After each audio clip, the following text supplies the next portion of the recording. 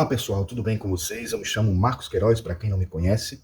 O vídeo hoje vai ser sobre um livro que eu esperei muito também recentemente. Fiquei sabendo da publicação dele, né, da iminência da publicação dele pela editora Teosófica, e fiquei aguardando. É o livro O Céu Interior, de Steven Forrest, um livro que nunca foi lançado no Brasil, né, em língua portuguesa, no caso, e nós temos agora a chance de lê-lo, em aqueles que só têm acesso através da língua portuguesa, e vocês vão ver porque ele é um livro tão importante logo depois da nossa vinheta.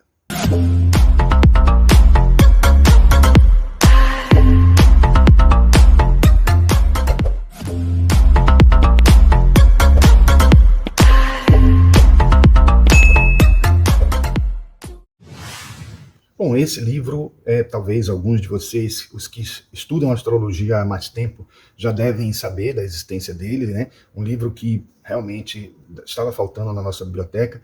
O Steven Forrest tem outros livros de astrologia que espero que talvez sejam publicados pela editora Teosófica ou por outras editoras, mas esse em especial a gente ainda estava precisando, esse que é um livro mais importante dele. Acho que vocês vão gostar muito, né, deste livro, porque ele tem uma linguagem muito acessível, ele tem uma forma agradável de trazer essas informações que a gente encontra na maioria dos livros, né, de astrologia, livros que explicam o modus operandi, né, da astrologia, como que a gente precisa o que a gente precisa se preocupar, o que a gente precisa estar em mente, pensar, a sequência das coisas para que a gente possa ter uma linguagem de compreensão da astrologia, né? E mais do que isso, o próprio título do livro já sugere muito mais coisa, né? Esse livro foi recentemente traduzido agora, né? Como eu disse, foi lançado agora mesmo, em 2024. Já passou por uns lançamentos, né, que vocês podem encontrar no canal da Sociedade Teosófica. Vocês vão encontrar alguns reviews dele já, mostrando como que a gente pode encarar esse livro dentro de uma perspectiva astrológica e até mesmo também dentro de uma visão teosófica, né? Porque ele é publicado pela editora Teosófica, não é à toa, porque tem muitos conteúdos importantes que poderiam tornar a astrologia mais de acordo com os ensinamentos da sabedoria antiga. Então a proposta de Forrest é desmistificar e aprofundar o entendimento do mapa astral, né, indo além de considerar ele como uma ferramenta de previsão, ou vê-lo com o mapa como um guia para a evolução da alma. Então, ele vê o mapa de forma diferente do que a gente encontra nesses livros aí, fast food de astrologia, que dão um significado, e aquele significado é determinístico, né? Então, ele vê o mapa astral como um guia para a evolução da alma, né?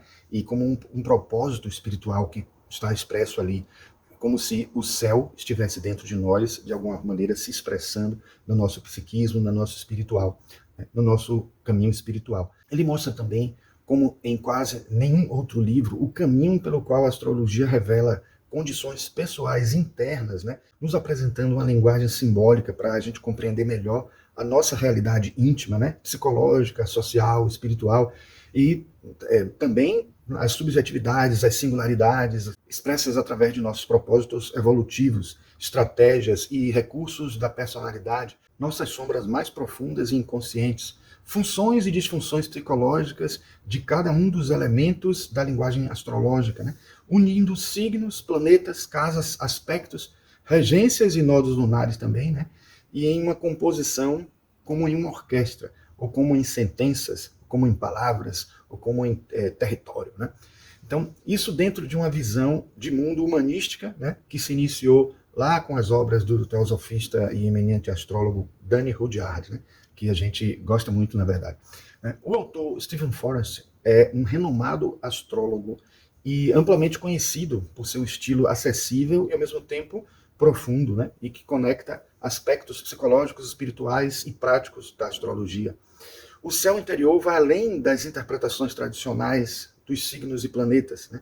Como eu já disse, explora uma jornada de cada indivíduo em busca de um autoconhecimento, de um crescimento espiritual, de uma transformação que é contínua na vida da gente e que os astros nos dão pistas. E quanto mais a gente aprofunda em detalhes, mais a gente vai encontrando informações. E se a gente for utilizar a nossa experiência para analisar aquelas questões que vão sendo expressas de várias formas diferentes e podem ser interpretadas de várias formas diferentes, como em frases. Quando a gente, às vezes, quer falar uma coisa diferente, usando as mesmas palavras, a gente faz um jogo de palavras, não é isso?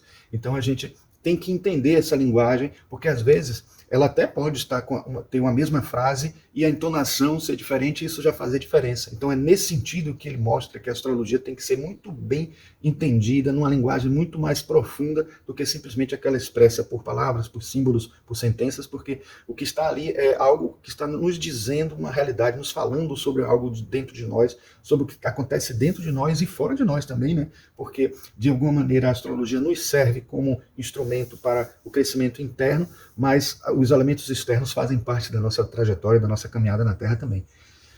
Entre suas principais contribuições no livro, né, para a prática astrológica, está o foco na metafísica, né, na alma e no propósito de vida, nos oferecendo uma visão mais holística do que os mapas astrológicos podem revelar, ou seja, transcendendo o mapa em si, né? Apesar de Forrest afirmar no livro, né, que a astrologia não é um estudo da alma, é um estudo da personalidade, mas indiretamente a gente acaba chegando ao nosso propósito espiritual, vendo o que a personalidade da gente está trazendo, né? Então, e ele diz também que o poder da linguagem astrológica reside em sua particularidade na forma como aborda a singularidade da realidade pessoal de cada indivíduo, né? Então, Forrest destaca que os desafios e aspectos difíceis em um mapa não são obstáculos insuperáveis, mas oportunidades de crescimento e transformação, alinhando-se diretamente com a visão esotérica da teosofia. Não é à toa que a editora teosófica escolheu publicar esse livro. É, se eu não me engano, o terceiro livro de astrologia apenas que a Sociedade Teosófica traz, né? Os outros dois livros são exatamente esse: A Ciência da Astrologia e as Escolas de Mistério, e esse de Emma Costé de Marcheville, que é Luz e Sombra, Elementos Básicos de Astrologia. Então, a escolha foi acertada, né, da editora teosófica, né, porque é um livro que estava faltando na biblioteca dos astrólogos de modo geral. E o livro acaba sendo para nós, né, uma bússola muito eficiente e rápida para a transformação pelo autoconhecimento, né, ligando nosso entendimento de um processo evolutivo espiritual ao entendimento da astrologia e compreendendo até alguns detalhes que a astrologia, às vezes nos livros, de um modo geral, esses livros que a gente encontra por aí, eles não mostram com riqueza de detalhes as explicações de como se dá a relação da astrologia com os acontecimentos internos da nossa vida, né? O livro é estruturado de maneira que tanto astrólogos experientes quanto iniciantes possam ser contemplados, né, e tirar dele muitos proveitos teóricos e práticos. Uma das peculiaridades da obra, né, dessa obra, é a forma como ele conecta a astrologia a questões existenciais e espirituais profundas, ajudando os leitores a entender o papel da astrologia na evolução da alma, o que o torna valioso tanto para os praticantes da astrologia como para os estudiosos de teosofia, de assuntos esotéricos, de ocultismo, de sabedoria antiga, da sabedoria de Deus, né, que é o que a teosofia traz. O livro é dividido em 3 partes principais: o território, palavras e sentenças.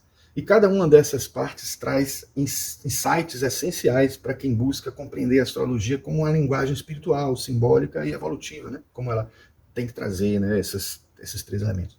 Então, assim, no território, que é a parte 1, ele explora o mapa astrológico como um território interior. Ele utiliza metáforas ricas para descrever o mapa astral como um retrato da alma, indiretamente a partir da personalidade, né?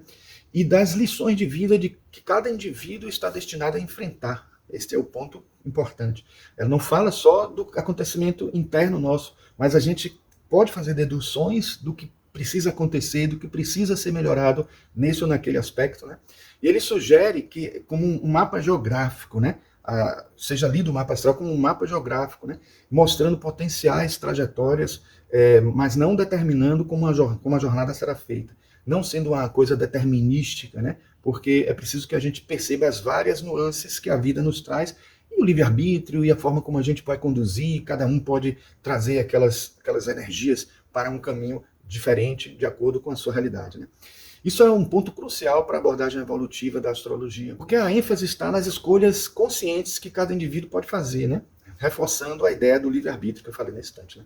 Então o leitor é guiado a ver um mapa astral não como algo fixo, mas como uma representação dinâmica das influências e tendências da vida, né? Forrest propõe que os aspectos mais desafiadores do mapa não são sentenças de dificuldades, mas oportunidades de crescimento. esta visão é alinhada com os princípios da teosofia, né, do ocultismo, etc., que vê a vida como um caminho de evolução espiritual. E aí a gente precisa sempre ver isso e analisar o mapa a partir dessa perspectiva. Na parte 2, as palavras, né, ele traz uma análise detalhada dos símbolos astrológicos. Aí o livro entra naquele caminho que a maioria dos livros traz, né, de falar sobre os planetas, sobre os signos e sobre as casas, mas a abordagem dele é bem diferente. A gente nunca sente que está lendo novamente alguma coisa que já leu nos outros livros, porque a forma como ele traz essas informações é muito fluida, é entendendo o tempo inteiro como parte de uma linguagem universal, né? Então ele aprofunda nos signos, nos planetas, nas casas, nos aspectos, né, e oferece uma interpretação que vai além dos clichês comuns da astrologia popular. Ele trata cada símbolo como uma palavra, né, dentro de uma linguagem sagrada, com nuances e múltiplos significados, né. Aqui ele nos lembra que a astrologia é, acima de tudo, uma linguagem rica e complexa. A forma como os planetas falam, né, entre aspas, né, através dos signos e das casas, é crucial para a interpretação correta do mapa.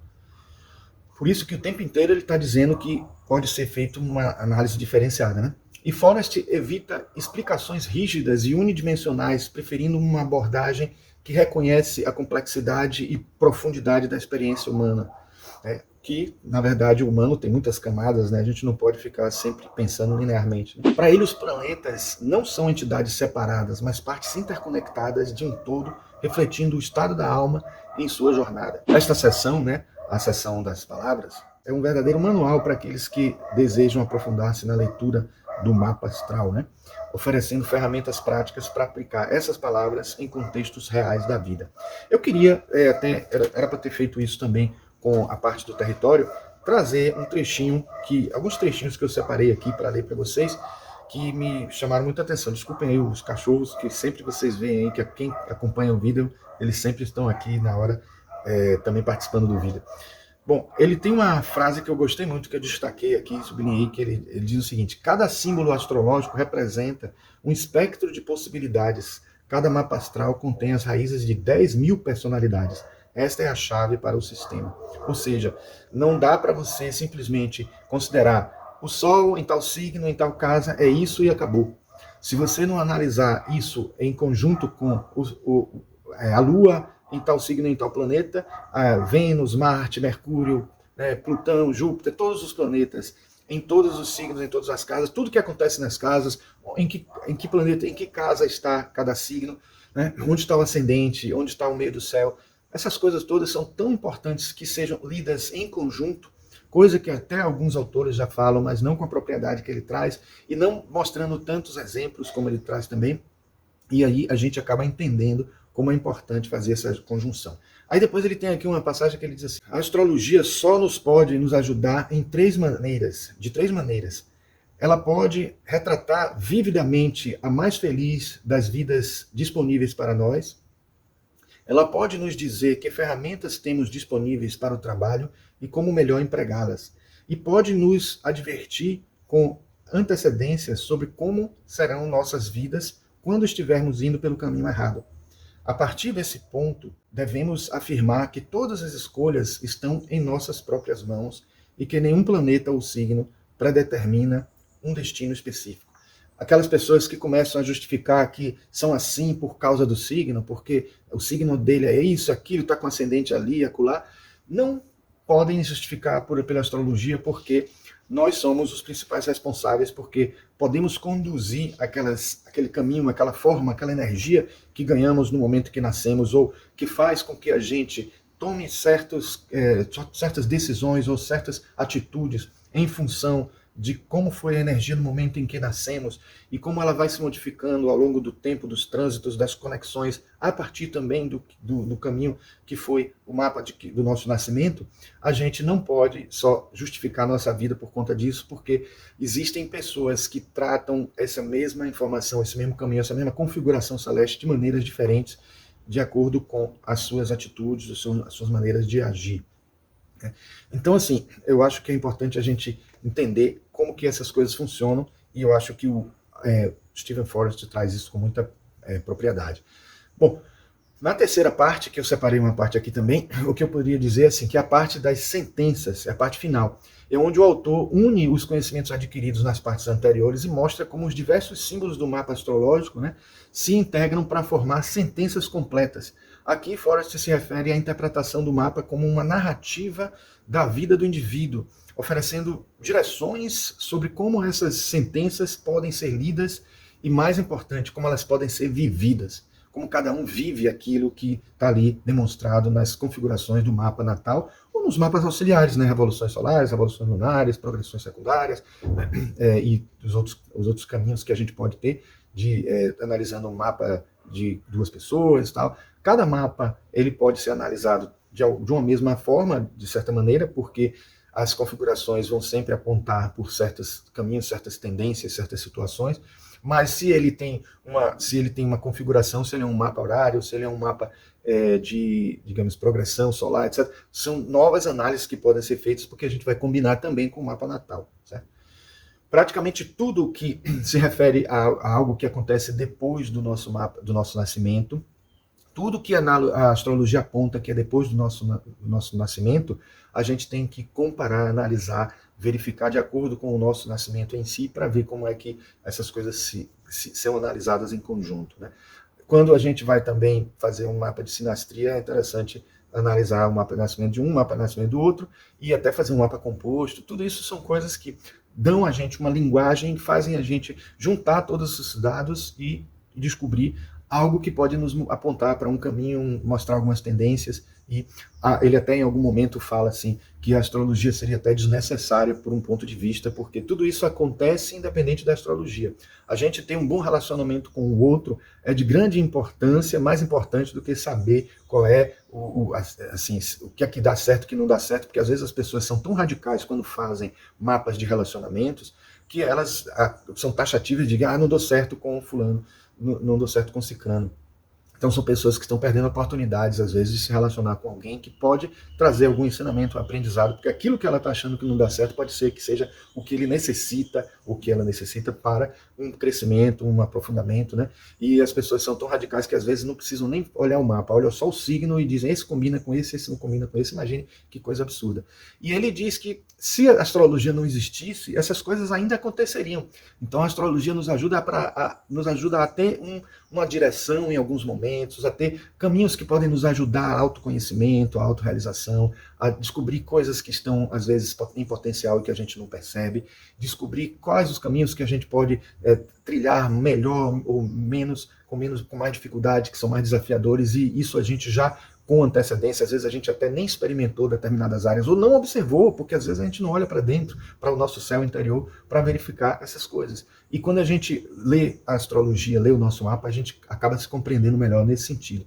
Ele mostra que as configurações planetárias não são apenas instruções estáticas, né? Em síntese é isso que ele diz. Mas histórias, né, que se desdobram ao longo da vida da pessoa, né? A combinação dos diferentes fatores, signos, planetas e casas e aspectos, cria uma narrativa única para cada indivíduo. E essa narrativa pode se transformar, porque ela não está determinando o modo de a pessoa agir na vida, elas só estão apontando uma certa possibilidade, ingredientes que nós temos com mais facilidade, com mais abundância na criação do bolo. A forma do bolo é a gente que vai dar. E pode variar, a cada produção desse alimento, vamos dizer assim, fazendo essa analogia, é a gente que vai produzir a forma, e o caminho que a gente vai dar para isso também vai ser de acordo com as nossas necessidades, com os nossos caminhos. Há necessidades evolutivas. Eu quero lembrar que a gente trabalha muito aqui, fala muito de aura, né? E isso tem tudo a ver com a aura, né? Porque a astrologia, de certa forma, configura um caminho daquelas partes que Leadbeater Bitter diz que são mais que permanecem mais tempo na aura, que já são assim algo de nós alimentarmos tanto certos pensamentos e certas emoções que ficam mais duradoura na aura, alguma coloração, e essa coloração de elementares, né, que se manifestam, que até elementares também se utilizam para poder fazer com que aquela energia perdure e continue, e que a gente às vezes faça coisas que a gente nem gostaria de estar fazendo numa análise posterior. Quem é aquele que escapa de se você filmar a si mesmo numa discussão, numa briga, numa coisa? Isso é uma coisa que Liz Green diz no livro dos relacionamentos, que não olha para si mesmo e percebe que alguns aspectos do nosso inconsciente, como ânima e ânimos, que ela cita muito, né, nesse relacionamento, como esses aspectos junguianos, que ela, como é psicóloga junguiana, eles aparecem forte, como a gente consegue perceber essas atitudes inconscientes que às vezes são aquelas que a gente não está muito bem familiarizado e que a gente não consegue dominar melhor, e aí a gente acaba reagindo de maneira agressiva porque a gente não sabe lidar com isso, e num relacionamento isso é muito forte. Aquilo que a pessoa não consegue lidar, ela reage agressivamente. E essa análise psicológica, vista dentro da astrologia, precisa ser percebida, porque olhando o mapa como se fosse um carimbo, como se fosse uma coisa que tem que ser daquele jeito e acabou, a gente acaba indo por um caminho não muito bom. Então isso aqui é importante a gente sempre analisar a peculiaridade, a singularidade, né, as subjetividades das pessoas, para que a gente entenda como a astrologia vai ter caminhos diferentes. Então, nesse sentido, a astrologia é uma forma de compreensão histórica pessoal, né, que permite ao indivíduo tomar decisões, né, decisões mais conscientes ao longo da sua jornada. Né? E o conceito de sentença que o Forrest fala, né, remete ao objetivo do livro, né, fornecer uma narrativa espiritual que guia o leitor nessa busca por propósito e significado na vida dele. Eu queria ler uma parte que eu destaquei aqui no capítulo das sentenças, que eu acho que vale muito a pena a gente ler. Né? Você fala bem inglês? Se a pergunta viesse de um índio peruano, sua resposta seria um imediato sim. Se William Shakespeare lhe fizesse a mesma pergunta, você talvez hesitasse antes de responder. A fluência no idioma é adquirida aos poucos, e a fluência de uma pessoa pode ser considerada a gagueira de outra. O mesmo acontece com a linguagem astrológica. Podemos aprender o vocabulário básico rapidamente. Você quase fez isso agora, lendo o livro, né? Já é um incentivo, né? Porque a pessoa, quando chega aqui nesse momento, ele já está entendendo que ela captou tudo, ela entendeu tudo que está nos capítulos anteriores, e se a pessoa ler com seriedade e ler, estudar, na verdade, ele vai estar nesse estágio aqui. Podemos compreender o vocabulário básico rapidamente. Você quase fez isso agora. E depois passar o resto de nossas vidas desenvolvendo gradualmente a eloquência. A eloquência, né, é a nossa meta nos próximos capítulos. Conhecemos as palavras, agora precisamos formar as frases, lembrando sempre que o processo, assim como o de aprender a nos expressar plenamente em nosso idioma nativo, é contínuo. Sempre há espaço para melhorias, para mais sutilezas, para frases mais evocativas. Então é isso que ele está querendo dizer com as sentenças aqui, né? Ele está mostrando para a gente como é importante a gente, depois de ler, de estudar, de fazer uma compreensão maior daqueles símbolos todos, a gente fazer uma leitura mais ampliada. Isso me lembra Jung, que dizia assim: estude o significado de todos os símbolos, estude mais com afinco o significado de todos os símbolos. Depois esqueça. Esqueça eles quando você for analisar eles num sonho, ou numa fantasia, numa imaginação ativa, alguma coisa desse tipo. Por quê? Porque você vai usar a sua intuição, você vai usar aquele Bud, né? Pelo menos o máximo que a gente pode chegar no Bud. Talvez o corpo causal que faz a conexão com o Bud, né? O corpo mental superior, aquele pode nos trazer informações que não estão no racional e que justamente vai fazer acesso à essência dos pensamentos que antes do momento que vai precisar do símbolo. Porque o símbolo só vai precisar no mental inferior, que precisa de uma forma, precisa de uma imagem, precisa de algo que se manifeste para que vire concreto, para que seja concreto. No abstrato, naquela compreensão do abstrato, a gente analisa, a gente descobre a essência. E depois a gente traduz. A dificuldade é que a gente primeiro tem que acessar o abstrato e depois, se for alguém que está como profissional atuando na astrologia, tem que traduzir de novo em símbolos, e aqueles símbolos têm que ser compreendidos também pela pessoa, porque depois vai chegar na pessoa como imagem, como forma, ela vai fazer o mesmo caminho até chegar ao Bud para ter a compreensão. Então, veja como o caminho de comunicação nesse nível que nós estamos aqui na Terra é complicado, porque nós não nos comunicamos ainda via Bud diretamente, nem via corpo causal diretamente, e a astrologia nos ajuda a chegar a essa compreensão. Bom, na página 52 eu também tinha uma leitura aqui que eu tinha separado, que era no começo, e que eu acabei não lendo, e eu vou ler agora. O zodíaco é uma tradução bidimensional do principal símbolo da astrologia, o próprio céu. Como o céu, este círculo é uma metáfora para o eterno e o infinito, mais simples do que a esfera, mas ainda demasiado abrangente para ser de qualquer valor prático. Então ele aqui está falando justamente do céu interior dentro de uma perspectiva tridimensional, dentro de uma perspectiva ampla que depois se projeta, se manifesta no bidimensional. Então, de alguma forma, ele já está dizendo, em outras palavras, que já há uma redução aí, né? Porque a gente está transformando o céu em um mapa, e mais importante do que o mapa é o caminho. A gente vai ver isso daqui a pouco. Bom, então, no capítulo da sentença, logo no começo também, ele tem uma frase que eu gosto muito, que ele diz assim, quando combinamos um planeta específico com um signo e uma casa, paramos de falar sobre teoria e começamos a falar sobre pessoas. Veja aí que realmente ele é uma frase belíssima, porque traduz tudo, né, o que a gente está falando aqui até agora. Ele traduz essa realidade de você compreender que tá se falando de linguagem também, até o próprio livro, quando ele fala, ele está tratando de uma questão que é a linguagem, mas ela é uma linguagem que se expressa de alguma forma, né? Se expressa em palavras. E é o que a gente vai ver agora, né? A pergunta que não quer calar, então, agora é assim, qual a importância desse livro para a astrologia e para a sabedoria antiga, para a filosofia perene, etc. A grande contribuição que o céu interior pode trazer para a astrologia moderna é a visão profunda e espiritual da prática astrológica, né? Alinhada com o desenvolvimento humano, né? Com base no seu autoconhecimento, né? E a astrologia de Forrest é mais do que um simples exercício técnico, é uma ferramenta para a evolução da alma, né? Ainda que ele fale que a astrologia é mais da personalidade. A abordagem de Forrest dialoga com princípios teosóficos que veem a vida como uma jornada contínua de autodescobrimento e crescimento espiritual, né? Dentro desse processo de nascimento, vida e morte que a gente acredita, né? Depois o renascimento e todo esse caminho das cadeias, das rondas, etc., que a gente trabalha na teosofia, né? Quem poderia imaginar que mesmo ainda sendo a astronomia a ciência que mais auxilia a astrologia, nada seria sem a participação de todas as ciências humanas, né? Mas acredito que mais inusitado ainda é o fato de que a cartografia nos daria uma lição adicional muito importante, pelo que nos diz o Forrest, né? O Stephen Forrest. Ele diz o seguinte: a astrologia é assim, é um mapa, ela descreve o terreno da mente humana, mas o mapa não é o território, como eu falei nesse instante, né? Essa máxima, o mapa não é o território, foi cunhada pelo filósofo e cientista Alfred Korzybski no contexto de sua obra sobre semântica geral, Science and Sanity, que é de 1933. O Korzybski, né, usou essa expressão para destacar a diferença entre os modelos de realidade que criamos, né, como mapas, linguagens ou teorias, etc., e a realidade em si.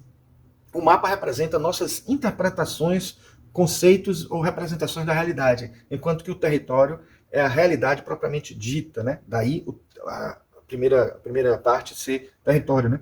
Da mesma forma, Foucault defendeu a mesma tese ao criar o seu método cartográfico, né? Eu estudei muito isso no meu doutorado.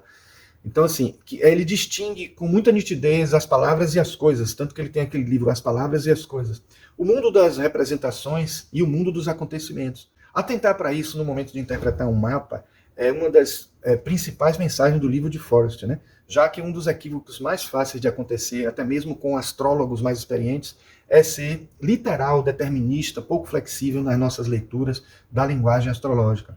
E a gente sabe muito bem que se você pegar um acontecimento dentro da nossa vida cotidiana, sem nem entrar na transcendência da astrologia, na vida cotidiana, se você pegar um mesmo acontecimento e pedir para cada pessoa relatar em palavras, você vai ter diferentes relatos, diferentes maneiras de abordar. Assim como façam um exercício interessante que eu sugiro, né? Peguem assim um acontecimento, por exemplo, uma pessoa ciumenta, uma pessoa com raivosa, neurastênica, que qualquer coisinha ela fica com raiva, uma pessoa que está tentando trabalhar a sua paciência, a sua tranquilidade, coisas como essa que a gente até encontra em livros de enciclopédia astrológica. Você vai ver sempre mais de uma configuração nessas enciclopédias. Por quê? Porque você não pode dizer uma coisa de uma única forma apenas, né? Então você pode ter diferentes configurações para assinalar determinada situação. O próprio propósito espiritual da gente tem diferentes caminhos. Às vezes a gente segue mais o meio do céu, a gente segue mais o nó do norte, às vezes a gente tem um caminho do que é o signo opositor. Então, são formas de mostrar um pouco mais esse mesmo caminho que a gente tem a trilhar, apesar de a gente saber que cada um desses tem nuances diferentes para dizer para a gente. E se tiver aspectos aí entre os planetas que estão nessas posições, nessas configurações, aí a gente vai ter mais informações ainda. E se a gente analisar como aquilo ressoa dentro de nós a partir do nosso livre-arbítrio, também a gente vai ver caminhos completamente diferentes. Então esse exercício é muito interessante de ver que existem várias formas de a gente falar uma mesma coisa e várias formas de a gente interpretar. Como é dentro da lei da correspondência, o que está em cima é como o que está embaixo. Então a gente pode analisar aquela mesma coisa que está dentro de uma temática, de um determinado mote. A gente pode ver em uma outra instância mais elevada aquilo acontecendo em outra realidade. O que eu estou falando, em outras palavras, que a própria energia da criação, ela pode ter um cunho sexual, como a gente via, como Freud trazia, como a gente pode ter como a gente pode ter uma via de criação, de produção mental, de produção intelectual, até de produção criativa, de fala ou de informações, porque a gente tem um chakra laríngeo aqui que está relacionado à criatividade e está bem conectado com o chakra sacro, porque os dois têm a ver com criação, só que uma criação mais densa, mais dentro da área da sexualidade, ou até da criação humana, da criação de outro ser, porque o próprio processo de reprodução tem a ver com isso, mas o chakra laríngeo também tem a ver com a criatividade, tem a ver com a fala, com as vozinhas interiores que vêm para a gente, porque a clarividência está associada a esse chakra, mas a clareaudiência está associada a esse chakra aqui, né?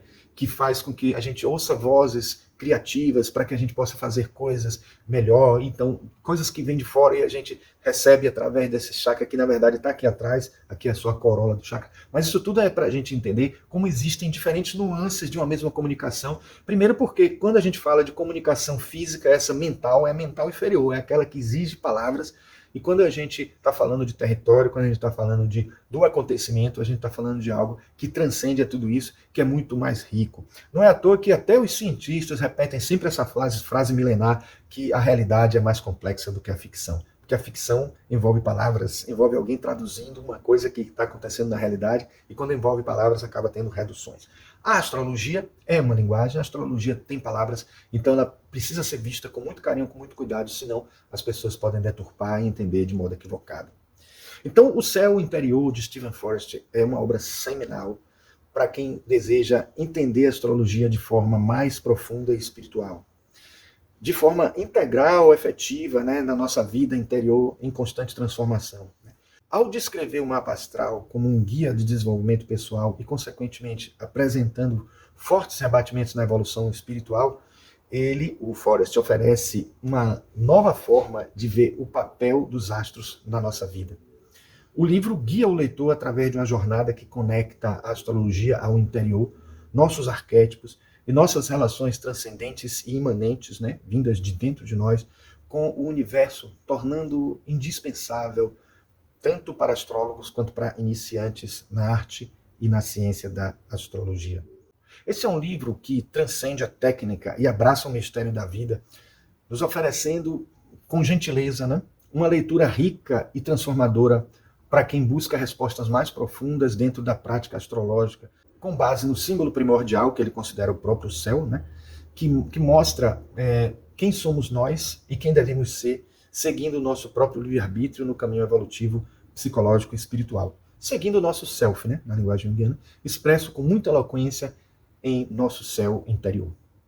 Bom, agora eu queria mostrar rapidamente para vocês o livro, como a gente vai primeiro mostrar o sumário do livro, né, o índice, e depois a gente vai passar ele rapidinho, porque acredito que não tem muitos detalhes para a gente mostrar assim. Vocês vão ver que tem algumas ilustrações bem importantes para a didática do livro, e acho que vale a pena vocês darem uma olhadinha, como eu faço sempre, ele por dentro, o livro por dentro, para vocês decidirem, né, também, né, porque a gente está dizendo aqui o quanto ele é importante, o quanto ele é bom, mas eu acho importante também vocês verem por vocês mesmos, frente a frente, por isso que eu sempre gosto de mostrar o livro página por página. Então vamos ver aí.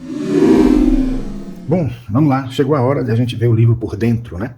Então vocês veem aqui, né, um best-seller clássico da astrologia, nunca publicado no Brasil, pela primeira vez está sendo publicado. Então vocês podem ver aqui na orelha do livro uma foto do autor, Steven Forrest, né? Então aí vocês têm aqui uma breve explicação, uma breve informação, né? Até citações dele aqui. Na outra orelha a gente tem alguns outros exemplos de livros que a gente pode encontrar na editora Teosófica, né? Bom, vamos lá. A gente tem aqui aguarda. Tem aqui um subtítulo que eu acabei... Bom, o subtítulo da capa é Astrologia Evolutiva para Todos, mas aqui dentro a gente tem um epígrafe, né? Um planeta, um mundo, se você puder senti-lo, então este livro é dedicado a você. Então é uma fala do próprio autor, acredito eu. Aí a gente tem aqui a ficha catalográfica, que a gente pode constatar, que eu sempre boto isso, né? O ano do livro, 2024, né? Aqui a gente não tem, deixa eu ver, tem o ano de publicação, em inglês, 2012. Na verdade, eu acredito até que o livro talvez seja mais antigo que isso, né? Bom, aí a gente tem aqui, ó, uma coisa que eu também acabo esquecendo muitas vezes de botar nas resenhas, é a quantidade de páginas. Bom, a gente não tem com precisão, porque as páginas estão aqui, deixa eu ver. Temos em torno de 382, 3, 4, bom, mais de 380 páginas, né? E eu senti falta um pouquinho do livro, mas eu acho que isso não tem a ver com a editora, né? Na verdade, o próprio autor, eu senti falta de uma bibliografia. Quando nada, se ele não citou muitas passagens aqui, poderia ter pelo menos indicado outros livros pra gente, né? Que eu acho que dentro da perspectiva dele, quais seriam, né? Senti falta um pouco isso. Bom, mas vamos lá. Aqui a gente tem os capítulos enumerados, vamos dizer assim, tem um prefácio da edição brasileira, um agradecimento, prefácio do autor. Aí, como eu disse, a primeira parte tem 3 capítulos. No livro original provavelmente não tinha descrito os temas, por isso que a editora, para ser fiel, fez isso aqui também, mas seria interessante ter os conteúdos, porque às vezes a pessoa já leu o livro e quer reler, e de certa forma identifica mais rápido o conteúdo, né? Aqui a gente tem que saber, né, o que é que está constando em cada capítulo. Bom, mas isso também é uma coisa que é do original, provavelmente. Então temos aqui, primeira parte, o território, a segunda parte, palavras, a terceira parte, sentenças. Né? Quantidade de capítulos diferentes, e aí temos aqui apêndice e glossário. Prefácio da edição brasileira, que foi feito por Ricardo Lindman, né? Que é o presidente do Sindicato dos Astrólogos de Brasília, diretor da editora Teosófica atualmente, ex-presidente da Sociedade Teosófica, né? Aí temos aqui os agradecimentos de Rodney Collin, aí o prefácio do próprio autor. E a gente vai ver no livro, né? Primeira parte. Vou passar rápido, porque acho que vocês já têm uma ideia do que a gente... Vocês vão poder ver, eu parar um pouquinho na hora que falar dos capítulos, porque como não tem o título, né, no índice, então a gente vai parar um pouquinho para vocês saberem quais são os temas que ele trata em cada capítulo, né, dentro de cada parte, né? Então, estamos aqui na primeira parte, que é o território. Os capítulos são esses, deixa eu tirar aqui. Vocês vão ver de vez em quando esses destaques, que foram os que eu fiz para poder a gente ler aqui no canal que eu li nesse instante. Então vamos lá. Aí vem a segunda parte, palavras. Vocês viram que a primeira parte é curtinha. Aí vocês viram que ele começa a falar dos signos, né? Começa aqui no capítulo 4, os signos, né? Áries, Touro, e aí vai.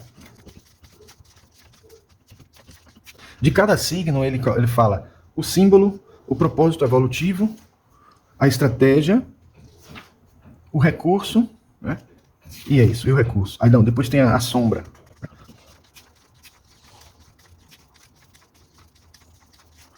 Aí acabam os signos, aí vem os planetas, no capítulo 6. O Sol, de cada planeta ele fala a função, disfunção, pergunta-chave, e é isso. Aí depois das perguntas-chave, ele fala o que significa aquele planeta, e aí discorre sobre isso, né?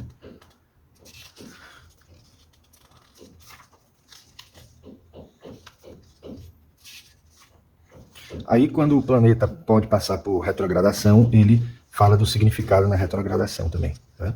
Função, disfunção, pergunta-chave, quando retrógrado.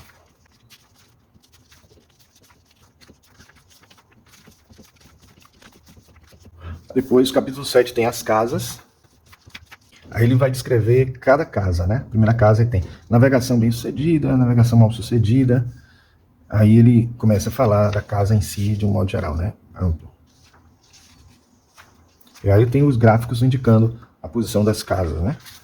A casa que ele está analisando.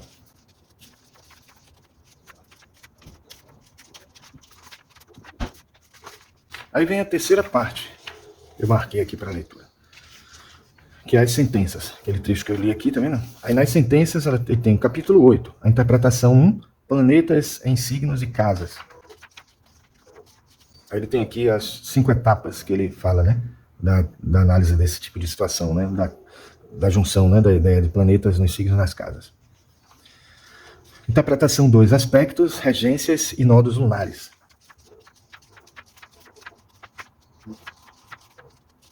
Ele usa esse mapa aqui de exemplo, né? O mapa natal do inglês. Ele não, evidentemente, não identifica a pessoa. Interpretação 3, juntando tudo, no capítulo 10. Aí ele traz como que a gente une todas as informações para fazer uma análise final, né? Aí ele coloca aqui também os arquétipos associados aos planetas. Isso é muito interessante, essa abordagem dele. Aí ele fala do inglês, ele mantém em segredo o nome da pessoa que ele utilizou como exemplo, né? Então aqui ele faz uma análise de um mapa inteiro do inglês, dessa pessoa hipotética aí, que ele manteve em segredo, e que nos ajuda a gente entender como é que é a forma de fazer a interpretação, já que ele fez tantas críticas à interpretação, aquela interpretação muito maniqueísta e determinista e muito rígida, muito positivista em relação às análises, né? A gente, de certa maneira, tem aqui uma visão mais ampliada de como poderia ser feita essa interpretação. Então, é uma forma muito rica de compreender uma análise astrológica, uma análise de um mapa astral, né? Aí no capítulo 12 tem Sonhando com o Universo, e ele faz a conclusão. Aqui está aquela citação que eu falei, né? A astrologia é assim, é um mapa, mas descreve o terreno da mente humana, mas o mapa não é o território. Aquilo que a gente já falou aqui antes de virar aqui para vocês verem. Aí tem um apêndice. No apêndice tem algumas coisas também interessantes. O mapa com todas as informações, né, detalhadas para quem quiser toda hora olhar. O mapa de Muhammad Ali, de Neil Armstrong. O mapa de Phil Doherty, Billy Graham. Personalidades mais conhecidas, Elizabeth Kubler-Ross, a autora de Sobre a Morte e Morrer, muito bom. Bruce Springsteen, cantor de rock. Gloria Steinem. Lily Tomlin, a atriz. Aí tem o glossário, que aí ele tem algumas palavras que, se a pessoa não tiver domínio, não conhecer, ele vai estar explicando aqui. E aqui a divulgação do livro A Ciência da Astrologia, isso aqui, e as Escolas de Mistério, de Ricardo Lima. Então, pessoal, é isso aí que eu queria mostrar sobre o livro Céu Interior. Então, pessoal, espero que vocês tenham gostado da resenha desse livro espetacular. Recomendo a leitura de todo aquele que se interessa por astrologia. É um livro que não pode faltar na biblioteca de vocês aí que estudam astrologia, ou que querem até começar a estudar, né? Então, eu agradeço aqueles que ficaram até o final, né? E se gostaram desse vídeo, por favor, deixem o seu like, se inscrevam no canal e apertem o sininho para obterem notificações de quando a gente colocar vídeos como esse no nosso canal, vídeos da cultura esotérica, sobre astrologia, sobre tarô, sobre psicologia junguiana, mas também sobre outros assuntos, né, outras artes divinatórias, outros assuntos da cultura esotérica que a gente tem trazido aqui para vocês, porque à medida que a gente vai estudando, a gente vai trazendo também aqui para compartilhar com vocês, certo? Então, nos vemos no próximo vídeo e um grande abraço.